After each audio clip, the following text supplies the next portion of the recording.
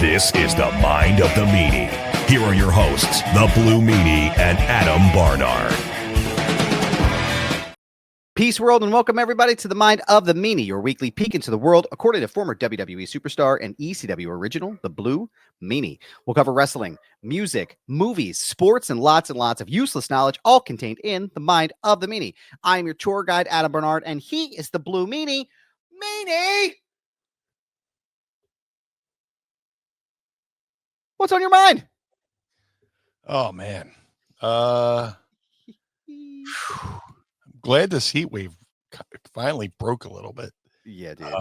Dude, it's been fucking brutal. I'm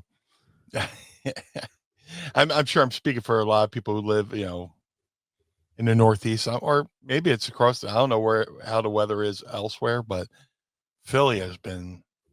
It's like if Satan dragged his balls across Philadelphia, it's just like it's just been fucking brutal. But today was nice. It was I was actually able to go out and not require an immediate shower as soon as I've been able to take a shower, not required an immediate shower after taking a said shower. But doing okay. An interesting week. Well, not interesting, but Wednesday we had the memorial show for Sabu at the 2300 Arena, which for me, I got to actually, have a little bit of closure. Yeah. With that, I want to thank the 2300 Arena for getting that, put together. Sabu's lawyer, Josh, for getting that, put together. There's there's a period of time where they were trying to, get this thing together, and there's a lot of, miscommunications, and, Roger from the arena reached out and was like, do you know these people? I'm like, yeah, they're legit. And, put them in touch, and, within an hour, they got the ball rolling on the Sabu memorial show. And it was a beautiful evening at the 2300 Arena. A lot of people came out. Rob Van Dam was there. His wife, Katie, was there. Sandman and Todd Gordy came out. Crowbar, Little Guido. Sabu. I finally met Sabu's sister, who I had no idea he had any siblings. Just talking to him.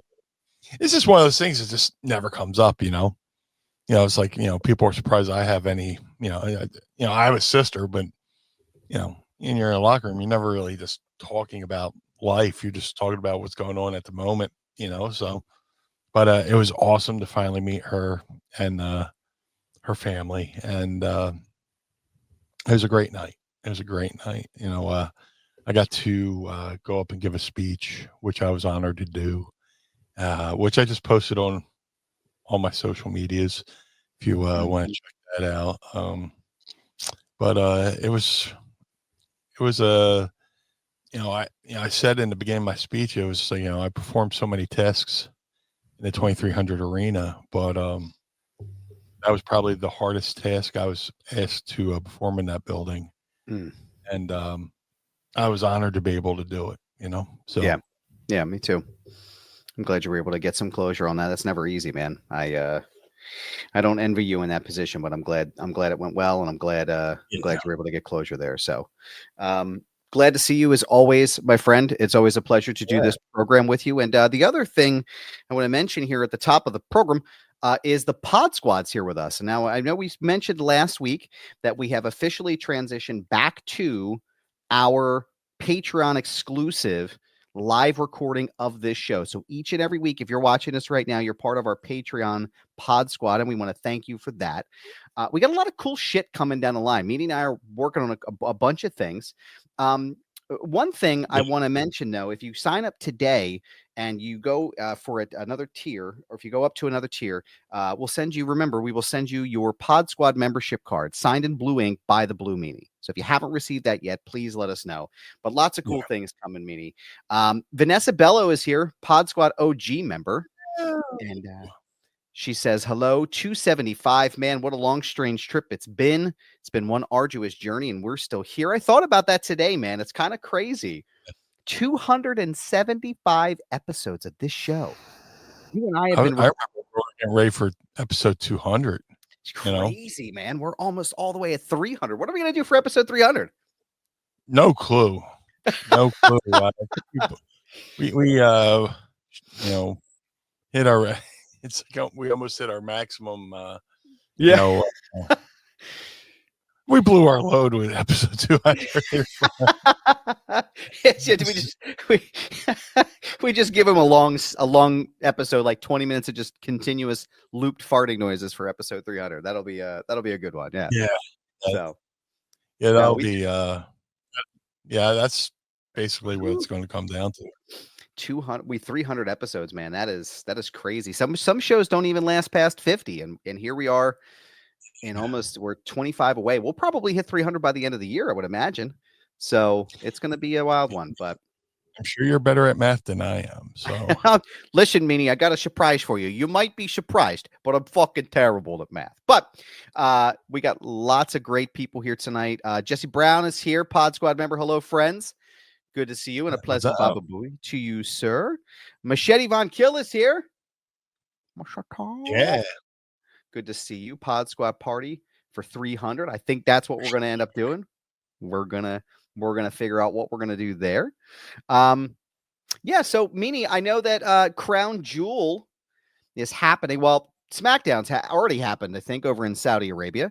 It has yet to air here yet. As of our recording of Friday night, June 27th at 7:45 right now.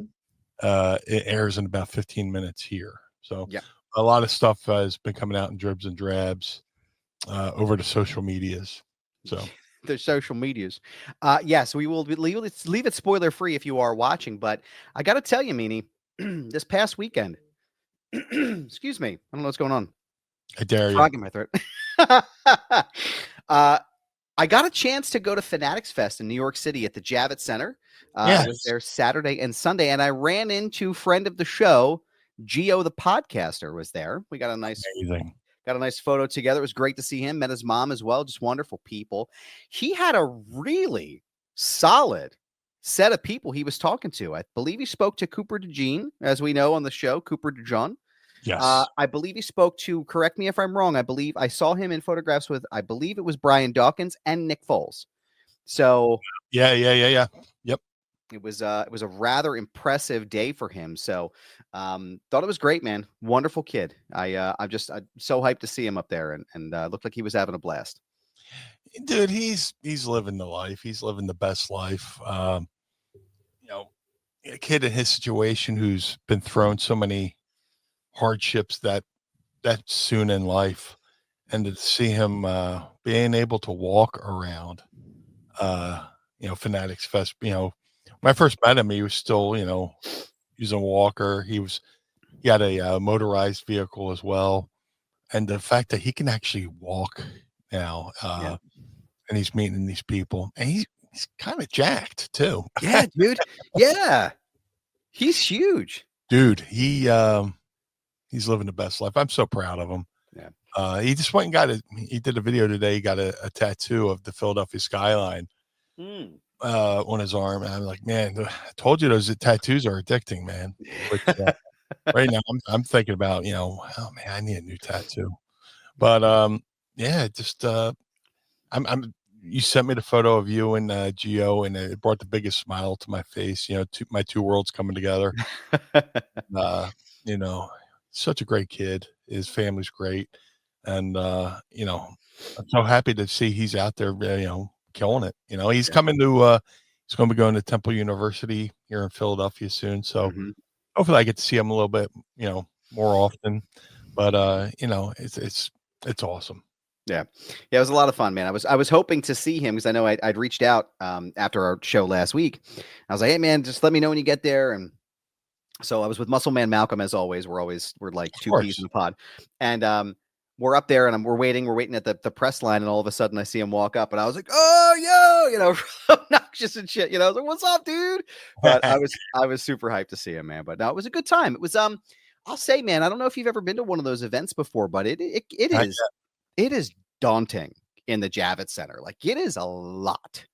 So how big is the Javits Center? I've never been there. So I guess the best way I could describe it, it's probably twice the size of the Philadelphia Convention Center. Oh, wow. It's huge. Now, last year, Malcolm and I were talking about this. Last year, they had everything on one floor. So you had your photo ops, your autographs. You had all like the spectator shit, all the sports and stuff. But I think it's doubled in size since last year. Like, they had a UFC presence, NBA, NHL, Major League Soccer, like every sport you could possibly imagine was represented there. NFL. And NFL was there. I mean, everybody was there, right?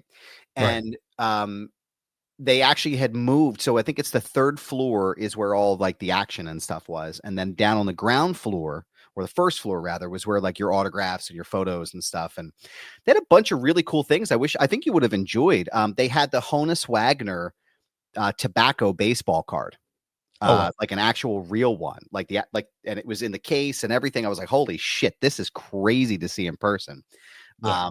But I think, if as a sports guy, I think you would really enjoy it. They had Kobe Bryant's game worn jersey. They had a bunch of, they had Mickey Mantle's broken bat. It was pretty cool, man. It was a pretty cool event. Yeah. Dude, going back to, my early days of my fandom, I would always see, things for wrestling events at the Javits Center. I always heard of the Javits Center. I just never been there. So here it's as big as it is, is pretty cool. But it just it definitely me, I'm a sports guy. Oh yeah. Unabashedly a Philadelphia Eagles fan. It seemed like the Philadelphia Eagles fans showed out in numbers for this event. I follow a lot of the Philadelphia sports social media personalities, and they all seem to be out there in force. I'm seeing photos, and of course I'm seeing the wrestling stuff as well. But I was like, I'm watching all this stuff. I was like, how big is this place? That it seems like there's one area of nothing but wrestling fans, and then there's one area of nothing but football. But it was kind of cool seeing the cross pollination as well, because I saw a thing where Tom Brady came out and did a ring entrance to Cody's theme. And, he did.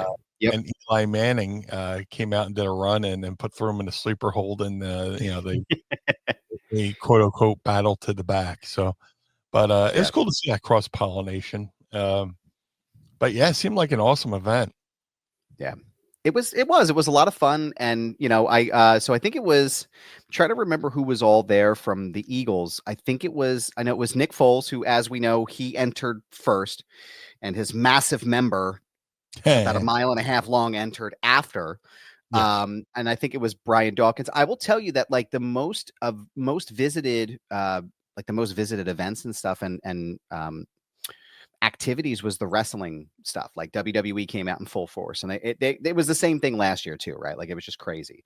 Yeah. But when we got there, I can't remember if it was Saturday or Sunday morning, because I went with James on Sunday. And I think it was, who was, I think it was the Eagles. They had they have like it was like what do they call it? It's like a cow thing, like a feeder, right? They have the lines and shit. The Eagles fans. Queue. Yeah, like a queue. Yeah. The Eagles fans, I'm telling you, bro, they came out in droves. I mean, they were everywhere. And it was pretty cool to see. So Malcolm and I were running up down the aisles, go Birds, go Birds, go Birds. But I want to show you something that I saw that I think you'll appreciate. I saw this they were walking around. This looks like it was on Saturday. And they're walking around holding the greased poles with the big giant hats and stuff. He had the Eagles t-shirt on, and no stopping. This man carried that pole around the entire time we were there. And he's doing the Lord's work right there. he certainly was, man. And I just yelling "Go Birds" obnoxiously at him, and reminding everyone that we won the fucking Super Bowl. But I figured you would appreciate. I was waiting until today to show you that, but I figured it was pretty solid, man. That's awesome. I had also seen a guy who was walking around in a Panthers uniform, and he had a Saquon that he put over top of him to make it look like he was recreating the Saquon backwards leap. Yeah. Jaguars player. Yep. So the creativity of these people just never ceases to amaze me, No, it was like I said, there were a lot of cool people out there. We got a chance to watch Triple H spit his water out all over the place. I was blessed with Papa H's water, which was kind of gnarly. I didn't expect that. And then we met Pepsi Phil. Malcolm and I got the chance to, about 10 seconds of talking to Phil. And then we took James to see Dominic Mysterio the following day. And we had a great time with Dominic Mysterio. Big, he dapped us all up and wished James a happy birthday. And I said, "Oh, by the way, Meanie said thank you for the shout out." "Oh man, oh yeah." Tell him I said thanks. Tell him I said what's up. And it was just like a real brief interaction. But hey man, appreciate it. Of course, man. Of course. So, what else is going on in the mind of the Meanie, good sir? What else is happening in your world? Dom definitely has the best mullet, bro. And I saw your young, and he's starting to grow his mullet out. And there's tips and tricks to it. The key to growing out a good mullet or making your hair grow out a little bit quicker is if you go get a haircut, just make sure you get the ends trimmed out. So because when your hair gets cut, it goes, oh, now it's time to grow again. So if you go to the barber and just trim off the ends, the hair will start growing that much just faster. And he's got to start working on the feathering of the bangs and what I call the Bobby Eaton special, which was what I had in high school. Bobby Eaton had the best mullet in my world, at least. Mm-hmm. And I purposely grew mine out in honor of Bobby Eaton. What's going on in my world? Man, just I said, we did the tribute to Sabu this week at the arena, which was something that was very special, something I was looking forward to, but also it's just like closing a chapter, and it's just like, I've had offers to do other things like tributes to Sabu, but I was like, this is kind of like the ultimate tribute to Sabu. Yeah. So, if I get, there's so many moving speeches, the most moving speech was, Rob Van Dam's at the end of the night. And getting to see Rob that, emotional, really got me. I've known Rob since 96. Or no, I've known Rob since 95. But he came to ESUB in 96. And that's why I really got to know him. And he's always been like that laid back guy where it just seems like nothing bothers him. You can say whatever you want. It's like, yeah, whatever. But to see him that emotional, it really hit home, but other than that, just we were talking off air. I've been dealing with like this issue, like for those watching on Patreon, if you see me just stretching here and there, I got this thing going on with this shoulder right now. And like I say, I often wonder, what's a old wrestling injury or what's just getting old, 52 now. But I have this thing going on with my shoulder, but like there's like a knife going right in my fucking back right now. And I'm doing my best to no sell it, as I like to do. I love the no sell, I love it. Whether it's somebody who's, thinking you're get my goat, as they say. I think that's the phrase. Or I think so. It sounds right. Yeah, it works. Yeah. I'm just trying not to sell this, but like, dude, I was up to like 5 a.m. with this thing. Oh God. Just laying in bed, trying to roll over, get comfortable. And we have one of those massage guns, those impact guns. Mm-hmm. And Mrs. Meanie was kind enough to hit me with that, and it loosened whatever that is. Maybe it's just like like some kind of cramp, or I don't know what it is, but she hit it with the gun, and it knocked me right out. I went to sleep like a baby, and just woke up. I was like, oh my god, I really did sleep. But I'm trying to do it without the assistance of maybe I'll have an edible later. But sounds like a party. I love it. Well, dude, it's like back in 05, I had or no, 05, no, I think it was 06. I had lung surgery, and they had me loaded up to where I could just I had a morphine pen. Ooh. And I forgot to use it. I was just laying there miserable with that, and then they came to take it. I was like, "Oh shit, I forgot I had it." Hey, can you leave that in? I really want that. That's what I want. I want that all the time. Yeah. But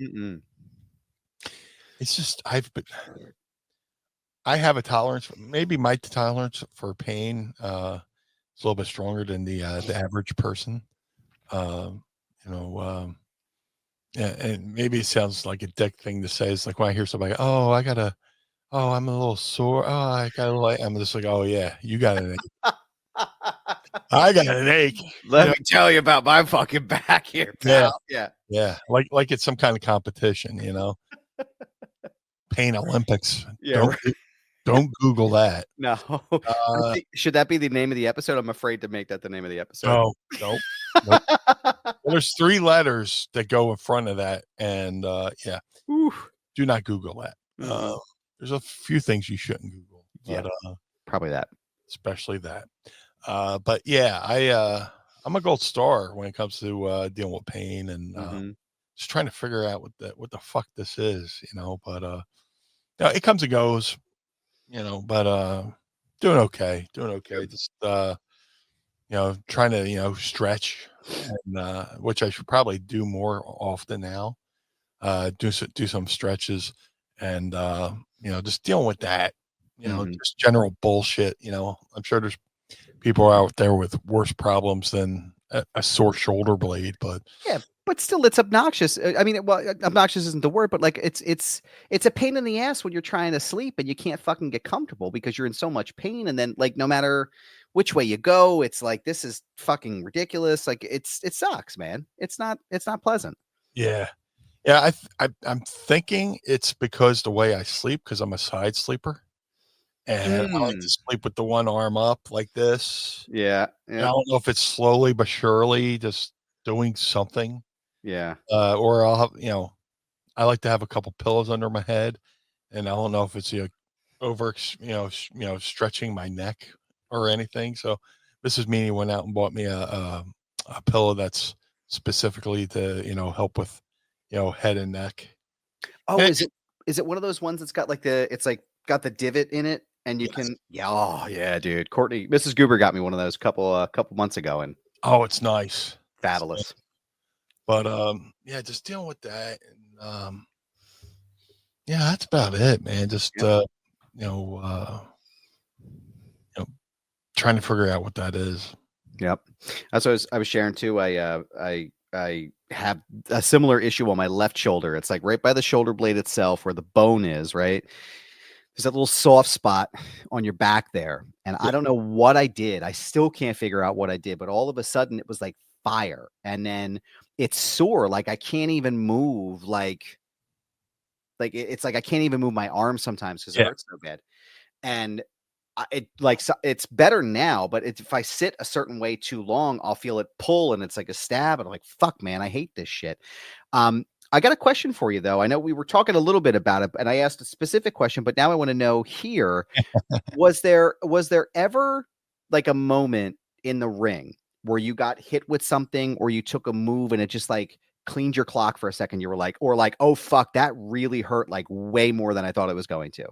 Oh, early on, I remember in ECW, the Pitbulls had a move called the Super Bomb, whereas Pitbull Gary would sit on the top rope, and Pitbull Anthony, the bald one, would load you up like almost like a atomic drop, but he would feed you up into Gary, and Gary would stand up and power bomb you from the second rope.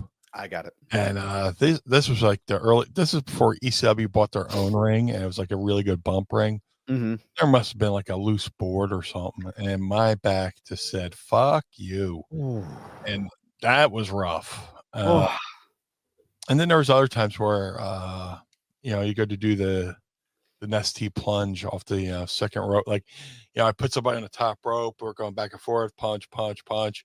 Eventually I lose the battle and fall off the second rope.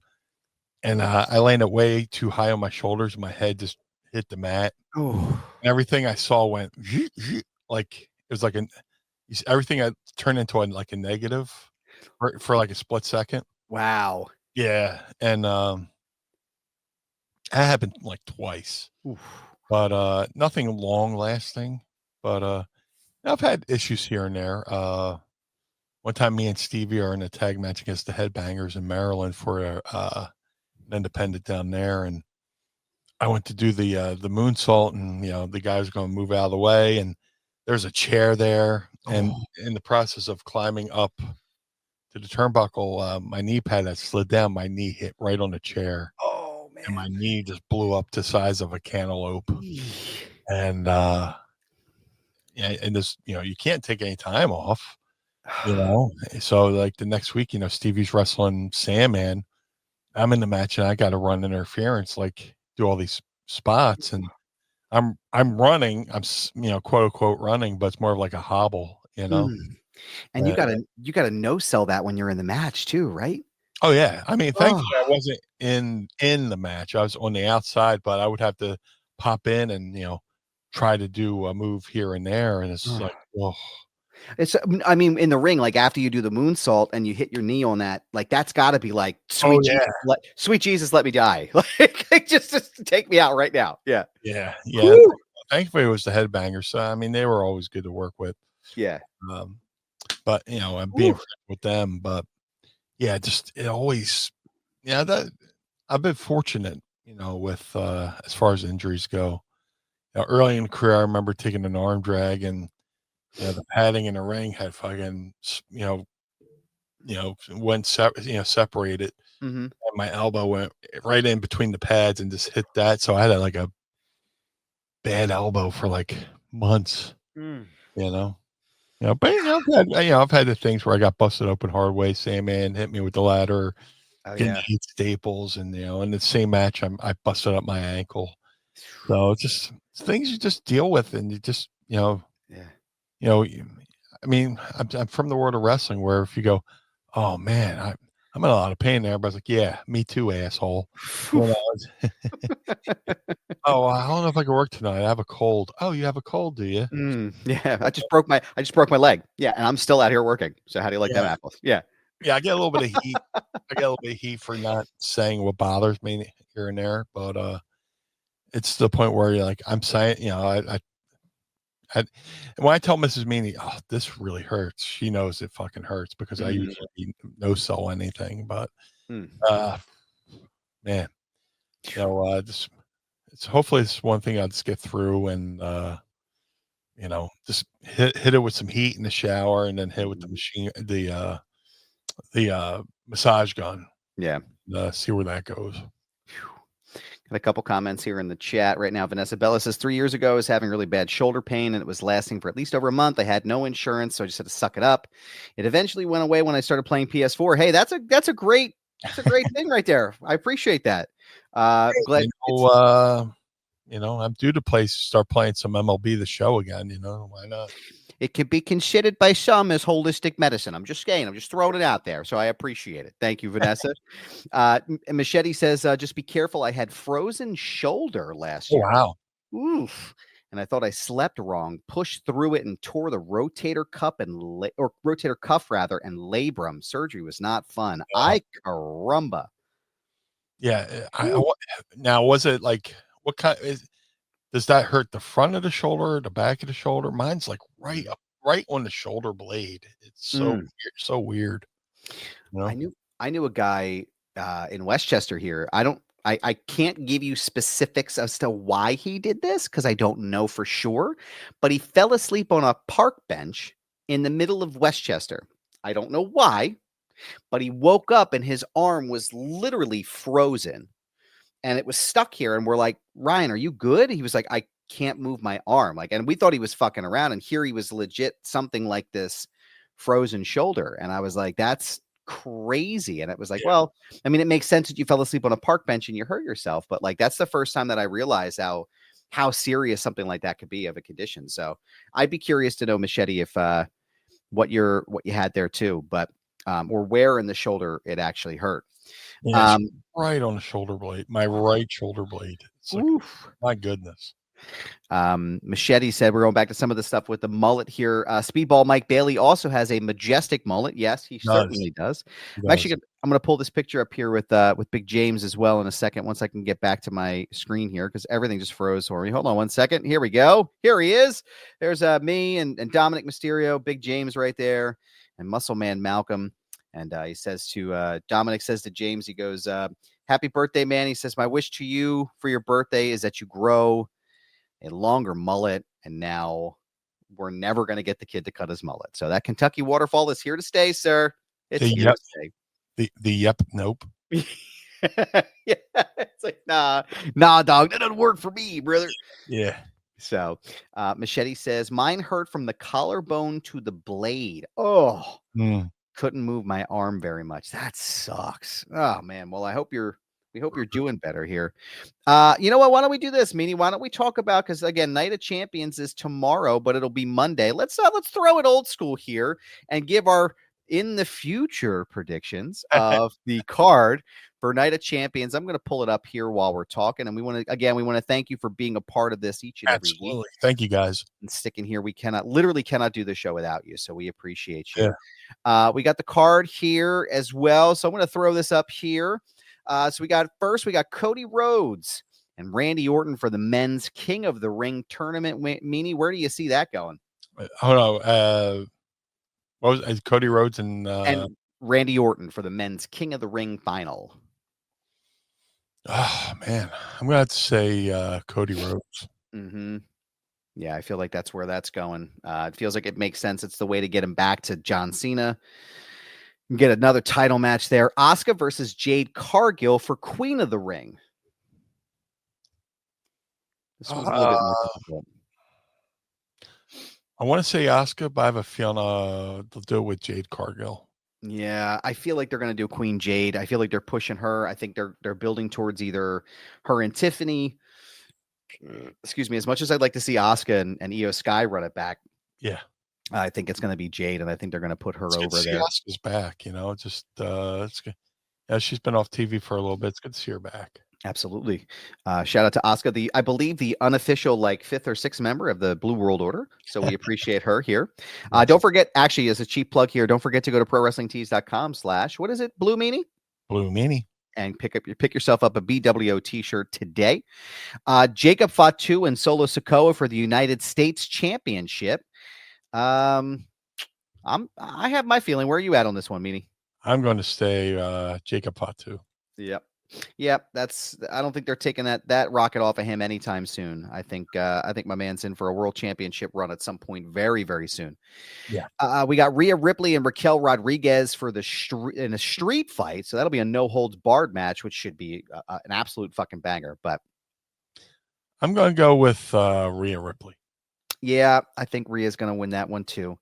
I'm hoping that they pay off this final Judgment Day storyline. I would imagine potentially it was probably supposed to be Liv Morgan, but I know she had a freak injury 2 weeks ago on, was it Monday Night Raw? Like her and Kairi Sane they started the match and she came down, just, went down and like an easy move, and now she's out for, I think, 6 months. So it's quite a shame. But this one I'm really looking forward to. Sami Zayn against Karrion Kross. And this is Kross's first singles match since 2022. Really? At that crown jewel against Drew McIntyre. Where are you at on this one, Meanie? I'm going to go with friend of the show, Karrion Kross. I agree. I think that's the right move, and I think this is when the Sami Zayn heel turn really kicks into effect here, and I think that's when they change him up. We also have the WWE Undisputed Championship. It's John Cena versus Chick Magnet Punk for the big giant belt. I don't know, man. This one, I feel like it could go either way, but I think I'm going to put my money on Cena on this one. Yeah, I'm going to go with you. I agree. Cena's going to. I think eventually Cena's going to drop it back to Cody, and making Cody a two-time champion. Build up the legacy a little bit. The stuff with Cena Punk's been very entertaining. I've been seeing some spoilers coming out of what happened tonight on SmackDown, which looked pretty cool. Yeah. Yeah, I'm going to go with Cena on that one. Now, I know there's been talk here about a potential Seth Rollins cash in. Do you think he does that tonight? Or tomorrow, rather, I should say. I know what you meant. Now, that would be interesting because, I mean, you always want to try to do WWE is always about doing firsts. Mm-hmm. I don't think anybody's ever cashed in Saudi. No, I don't think so. So, that could be a reason to at least attempt a cash in. Yeah. But I wouldn't be surprised if they did it, just to say they did it there, Yeah. I mean, it's possible. I think a more likely scenario, though, and we've talked about before, I think we talked about it last week, was during the Goldberg and Gunther match. I think to me, it feels like, and again, I would love to see this, but I think Goldberg takes the belt from Gunther, and then Seth cashes in to take the belt from Goldberg. It protects Gunther and allows him to run that storyline back with Seth. I think that's the best way to do it. I think it's probably like a schmaz finish with Goldberg, and Gunther. Like I think it's something that happens, and it keeps Gunther looking strong coming out of that feud. Right. So, but I think that's probably where it's going to go, at least in my money. Let us know what y'all think too. For our in the future predictions for Night of Champions. Yeah, what else we got going on here? I think is it hockey season still? Is hockey over? I think what's his name was talking about this. Where was it? Where is it? Hockey's over. Man. I think. Oh, what? Shackelford says Flyers are on the clock. I just saw that Ace Bailey guy who everybody thought was going to go super high, ended up, screwing himself by not having meetings with different teams and ended up going to the Utah Jazz, which when you look at his photo of him with, you put the hat on of the team that, drafted you, he didn't look too happy.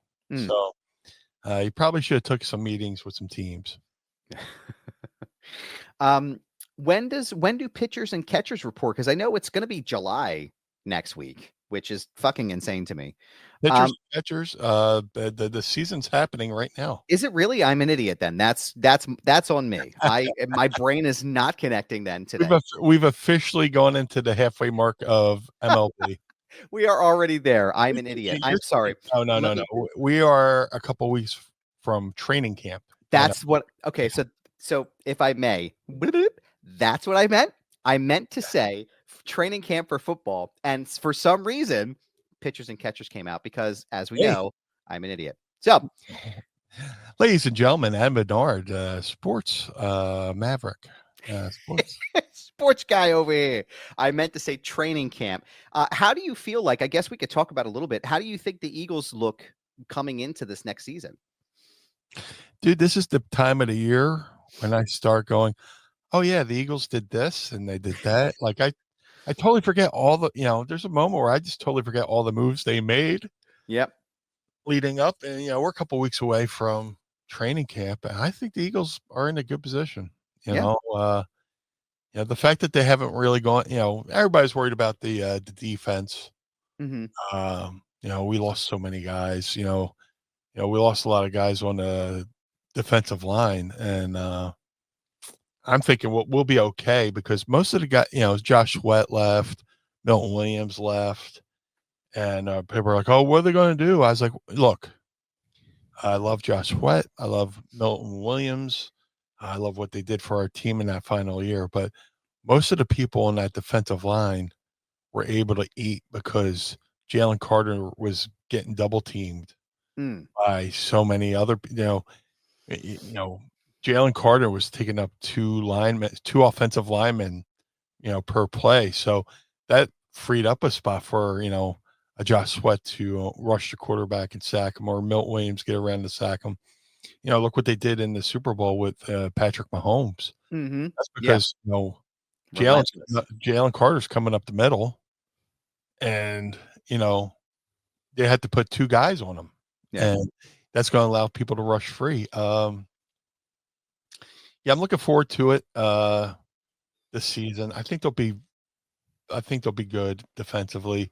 They still have the offensive players. They still have the offense, that they had last year.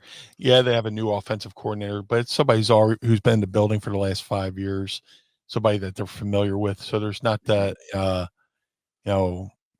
moment where you're meeting the representative. They already know the guy who's going to be calling the plays. So I think they'll be great with the offense.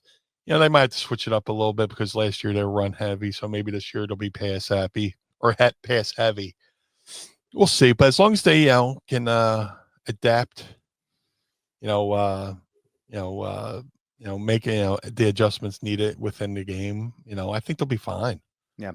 Now, because I'm curious, what, now that we've had a little bit of time separating us from the Super Bowl win, what do you think was the major driving force behind that win? Do you think it was because of Jalen Hurts, or do you think the defense was just unstoppable when it came to Mahomes and the plays they were trying to run? I think they remember what, the Chiefs did in the last time they met in the Super Bowl. Mm-hmm. If you watch, Eagles have their own online reality show called Unscripted. If you watch the Unscripted for the team meeting, you see, Lane Johnson saying, "Yeah, we remember what they said and did 2 years ago," because, after the Chiefs won, the offensive linemen had shirts written up saying 0 sacks. Put that on the shirt, Mm-hmm.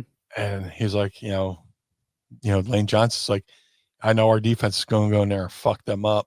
Mm-hmm. He said that, so I think they remembered that. Yeah. And people forget that Chiefs and Eagles played, the season before in Kansas City, and the Eagles won that game as well. So there are a number of factors in between going into that Eagles win. But I think the fact that they remembered how hard the Chiefs spiked the ball in their celebration. Yeah. And after they beat the 49ers for their second Super Bowl, the year after they beat the Eagles, they're like, we're going for the three-peat. Mahomes is like, we're going for the three-peat. Don't get it confused, or don't get it twisted, or whatever he said. And it's one thing for a team to do a three-peat, but you don't want to be the bread in a three-peat sandwich, because it started with the Eagles. Mm-hmm. So they beat, they already beat the 49ers twice in the Super Bowl, but for the Eagles to lose to the Chiefs, 2 times. Yeah. One being the first game of the three-peat, and the second game would be the third game of the three-peat. You didn't want to be on that end of history, but Vic Fangio, very familiar with Patrick Mahomes. He coached in Denver, and I think Vic Fangio on defense finally had the pieces he needed to, contain Patrick Mahomes. So, I believe in this defense. If to me, Vic Fangio is the Godfather. Mm-hmm. He's got so much knowledge, and if he thinks this team's good enough with these players that they haven't even gone out and trying to get a Justin Simmons, as a cornerback, or stuff like that, I think they'll be just fine. Just watching some of those clips back from that match, or that game, was just, I mean, I feel like it was a culmination of so much. Like, 'cause you hear Jalen Hurts, he's like, oh, apparently he had that photo of himself walking off the field with the Kansas City confetti on his phone as his phone background. Somebody captured that, which is nuts. Yeah, it's not something he put out there. It's just something somebody had seen and took a photo of. Yeah. And the fact that it was just like, I mean, they were they looked like they were out for blood. And just the fact that they massacred them for almost like the first half of the game. I think it was a one-sided, it was like 22-0 for how long? Or 22-7 for how long? Or something crazy like that, right? They said out of all the games, there's only one game where the one team didn't cross the 50-yard line, and that was the Super Bowl. And that was the Chiefs, that they didn't cross the 50-yard line for an entire half. It's crazy. Like just thinking about it is just absolutely mind-blowing. But there was that one point where the Eagles sat their starters. Yes. And, Jalen Hurts goes up to the coach and goes, "You sure about that?" Because I think he wanted to, keep going. Yeah, he wanted to kill him. He wanted to. He the only thing that drives me nuts about the Super Bowl is those 22 points, that the Chiefs scored were just like lollipop points. Just because the Eagles pulled their starters. Mm-hmm. Yeah, it's really all it was just. I think it seemed like Jalen Hurts had made it a personal mission to embarrass not just Patrick Mahomes but also the Chiefs, and I can appreciate that level of violence, if you will. I don't know what else to call it, but I feel like he was just like, no, fuck you guys, I'm done. I'm not doing this. So, but there's also the issue of the turf from that first Super Bowl, years ago, and the sod father, quote unquote, was a Chiefs fan who did the turf, and if they have, it's granted, okay, they both played on that turf, but if one team knows going into it what to expect, that's an advantage. It took a couple our defensive guys who are killing it were slipping like they're playing, they look like giraffes on roller skates out there, just slipping and sliding all over the place. Now coming into this last Super Bowl, Brian Baldinger said it was a certain kind of turf that the Eagles were undefeated on, or something like that. You didn't have to worry about that turf being watered or this, that, and the other thing. It's just straight up turf. And, the Eagles were on a level playing field. Yeah, I think it was it was also that ref call in the fourth quarter. Ticky tack. I mean, it was a penalty, sure, but just like in baseball, in the first inning, you establish what's a ball and what's a strike. Mm-hmm. And so for 3 3/4 of a game, they didn't call that penalty. Yeah. Even though it happened a couple times in that game, they didn't call that penalty to the final game. That play, they chose to call that penalty. Right.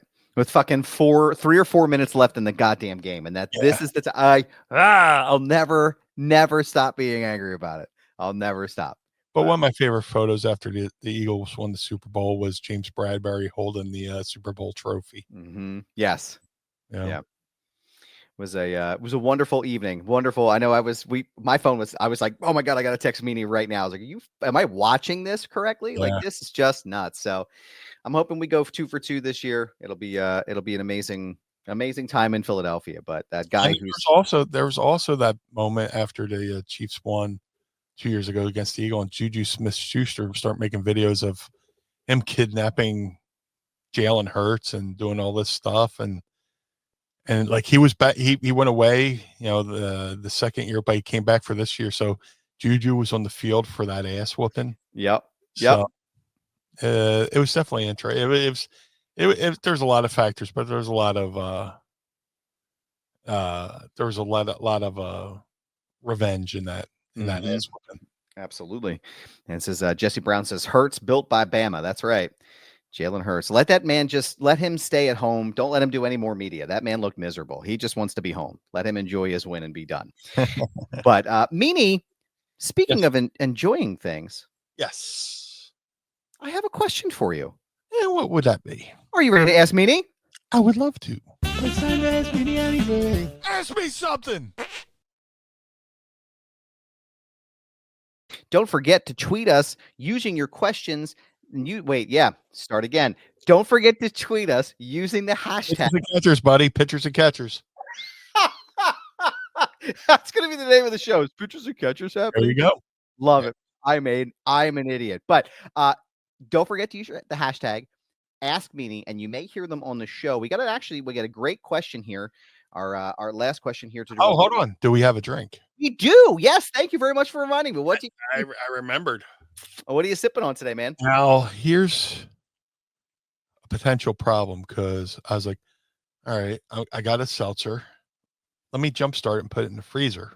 Oh. And it sat in the freezer for about like 45 minutes. So this might open, this might pop, well, we'll see. We'll see what happens. But I got a Polar Raz Lime seltzer.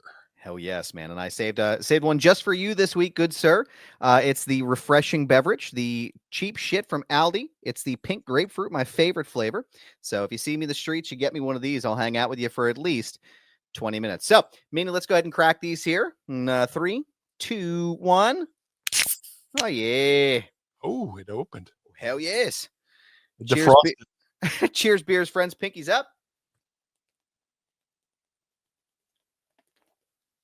Oh, it's good. Such good shit. Whew. Nice. Nice. It was 69 degrees today. Driving to work. Nice. Nice. So we got our question for the evening here. This will be a good one to carry us through the rest of the show here. It's from our good friend Carlo Carlson. Coke Zero, my favorite drink. He says, hey, Blue and Goob, I got an Ask Meanie for you. Who has the best top rope leg drop in wrestling? I like Bobby Eaton's, and Sabu had a dope one too. Y'all rock. Keep at it. I mean, basically, you gave me the answer right there, Bobby Eaton. Mm-hmm. The Alabama Jam, which, talking to a lot of guys, they're like, man, I don't know how he didn't destroy his hip on that.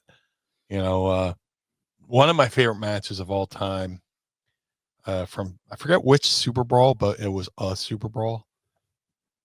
Excuse me. A little seltzer kiss there. Bring it up again. We'll vote on it. That's right.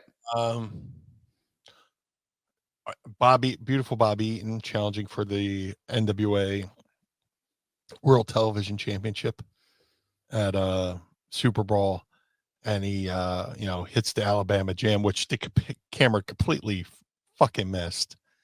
And he gets the pin, but you get in the replay they show it, and the thing of beauty on that, how much air he got.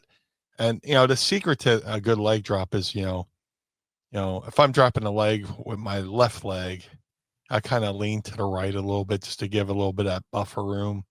But so that opposite hip's taking like full brunt of it. Yeah. Hogan had to get surgery from doing all those years of dropping legs in those stiff ass WWF rings. But yeah, top rope leg drops. I'm gonna have to say Bobby Eaton. Mm-hmm. Yeah, I would say so. I know Jesse Brown's in the comments here and says Booker T's Harlem Hangover was a good one. That was good too. I tried doing a leg drop, but I can only go off the second rope. I was like, it's weird. The move where I'm not looking, I look out of the ring. The moonsault is the only move I could go to the top rope for. Mm-hmm. But trying to climb the top rope and stand on the top, stand up to look into the ring. There's something weird about it. Unless I was in a steel cage, but because then you can use the steel cage as like a set of training wheels. You could then hold on to that and not worry about going ooh Bundy, off the top of the rope. Impeccable reference, sir. I love that. That's how we start all events. Now, if you ever watched a match where me and Nova were tagging, maybe watch WrestlePalooza '98. Every before every tag match, we put our hands together, go, whoa, Bundy. Something I think we started on house shows and we just kept doing it. I love it. And every now and then another thing we always did was we would always play, me and Nova would always play rock, paper, scissors with me always winning. Yep. Lost again. It was like just our own little thing that pop us and, a little Easter egg if you're looking for it from now on. I love it. Yeah. Well, thank you for your questions, y'all. We appreciate you. And Meanie. Yes. It's about that time. Oh, yeah. And it's about that time that remembered that I forgot to bring up. Well, that's why I stall for you here, sir. Just a little bit. We want to thank you for your questions and thank you for sending them in each and every week. Don't forget to send them in to us using the hashtag AskMeanie. But Meanie, more importantly, good sir, yes, dear. where can everybody keep up to date with all things blue when they're not listening to the program? If you would like to follow Blue Meanie on all forms of social media, Facebook, Twitter, Instagram, at Blue Meanie BWO. If you would like to support the Blue Meanie, go to ProWrestlingTees.com/Blue Meanie. If you'd like to support Mind of the Meanie, go to ProWrestlingTees.com/Mind of the Meanie. MadCatBeardCare.com. Get the Blue Spruce Beard Oil and Balm. Shout out to my boy Josh Thornton for doing an amazing job at Madcat Beard Care. If you're a cat lover like myself, he rounds up the kitties in his neighborhood, takes them to the vet, pays for it out of his own pocket. So every dime you spend at Madcat Beard Care is taking care of the cats. So if you want to look good, you want to smell good, get the Blue Spruce Beard Oil and Balm. The Ultra Pro Wrestling video game coming to all major consoles in 2025. Ultra Pro Wrestling contains not only original characters created by the amazing Hal Haney, but many real-world wrestlers, including myself. Many others I'm trying not to spoil. Go to ultraprowrestling.com or follow them on Twitter at UPW Video Game. That's ultraprowrestling.com or follow them on Twitter at UPW Video Game. The Figure Collections Bone Crushing Wrestler Series 1 variants of the Blue Meanie are available now. All Series 1s can be ordered right now at shop.figurecollections.com. That's shop.figurecollections.com. Type Blue Meanie in the search bar. Select BWO Blue Meanie or regular Blue Meanie. Either way, there is no wrong choice. To have the Blue Meanie on your podcast, start that one again. If you have the Blue Meanie on your podcast, go to podstars.net. That's podstrz.net. Register your podcast and book the Blue Guy. Let's have a conversation over there at podstars.net. Cameo.com/Blue Meanie BWO for birthdays, holidays, and well wishes. Please book through the site. Don't book through the app. The app takes too much of your hard-earned money. Did a couple last week. Had a great time. Couple birthday wishes and had a lot of fun trying to make somebody's day a little bit better. So go to cameo.com/Blue Meanie BWO. Most importantly, Miss Barnard, where can we find you, sir? Well, thank you, sir. I appreciate that. You can find me on Instagram, Twitter, Blue Sky. I'm not really on there anymore. It's just there as a placeholder, but we'll see what happens with Elmo's Hellscape app. And on the old TikTok at This Is Goober. Yes, it's my handle. No, I'm not changing it. It's a brand, pal, so find me there. Don't forget to check out my work at Screen Rant, screenrant.com. I'm part of the network television team now. Now that network TV season is over, doing a lot of work on the writing end, but hopefully you'll see me back on your screens very, very soon. So go and check me out there at screenrant.com. And don't forget, I'm blowing the dust off of Foundation Radio. We're coming back next week. So as you hear this today, I have a very special surprise. Only the Blue Meanie knows about this, friends, but I'm going to tell you because this is a Patreon exclusive.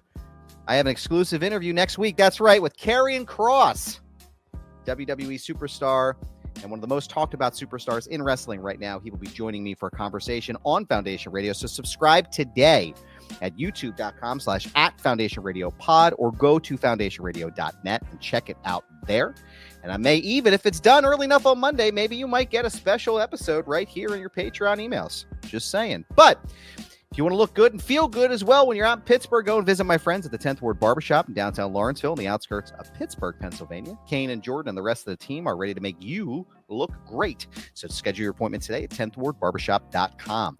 ProWrestlingTees.com/Mind of the Meanie. Pick up a shirt and keep the lights on at Casa DeMeanie in the Barnard home for wayward and troubled youth. Don't forget to sign up today or check out your tiers with all kinds of cool shit coming at patreon.com/Mind of the Meanie. And don't forget to subscribe to that link right there above Meanie's head at youtube.com/@Mind of the Meanie. And follow us on all of our socials. But you already do, because that's why you're here. So we appreciate you. Meanie, I appreciate you as always, good sir. Appreciate you, sir. Thank you for your time. We appreciate the Pod Squad joining us again this week. We will see you next week for, as Vanessa just pointed out, the 2025 midpoint on July 2nd. Can't believe we're already halfway through the year. We will see you again next week. Same bat time, same bat channel for the Blue Meanie. I am Adam Barnard. Join us again each and every week as we take a trip to the mind of the Meanie. Peace. Blue World Order.